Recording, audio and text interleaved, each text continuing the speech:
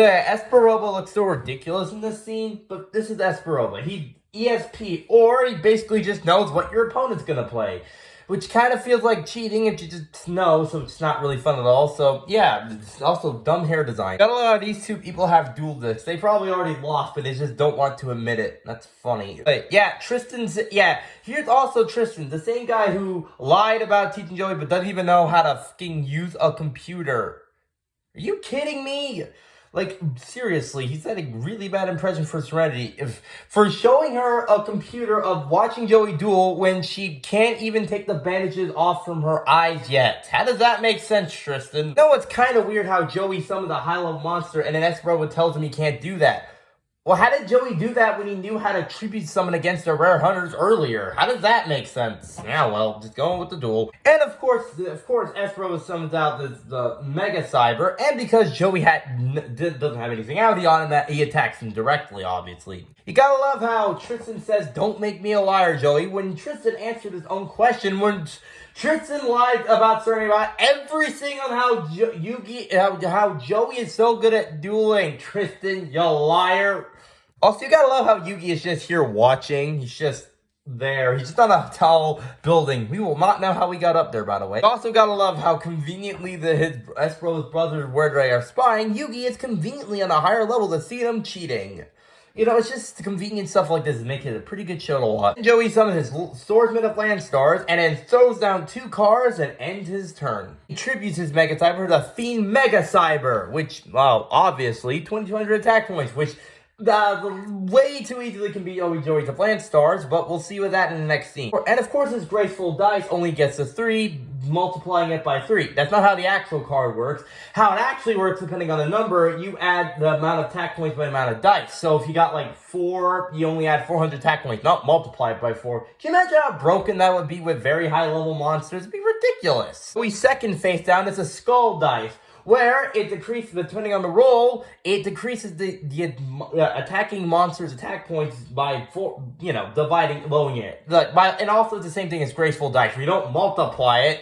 It's just like, if it's a 2, it's just by 200. Still, how broken would it actually be? Making his Mega Cyber, well, let's just say, not mega, as obviously his Landstar obviously easily takes care of it. And here's Joey easily figuring it out once again with absolutely no problem, while everyone else couldn't do it. Yeah, also Mokuba's just here. I don't know how he figured out where they were or how he managed to get here, but he's just here now. And he was gonna disqualify their brother, but because their brothers were like, "But our brother's helping us," Mokuba has a flashback of how Kaiba's like protecting him from the bullies and all that because big brother Seto. Hei's like, "I haven't seen Yuki all day, so I'll just sit on this bench and do nothing." Actually, go out and look for him. Also, when you use Graceful Dice, the attack points don't stay for the rest of the duel. It's only for like the 1 turn or your opponent's turn or so. Yeah, it's not an equipped spell. Anyway, also Joey summons out his Alligator Swordsman. His plan is to destroy his face-down monster, then attack him directly. Then Esperoba activates the trap card Mind Control, which obviously takes control of one of Joey's monsters. It's like the gate attack. You don't really need to explain it that much. Then Esperoba attributes Joey's monster to summon out Jinzo, which no trap cards from your opponent at least can be activated.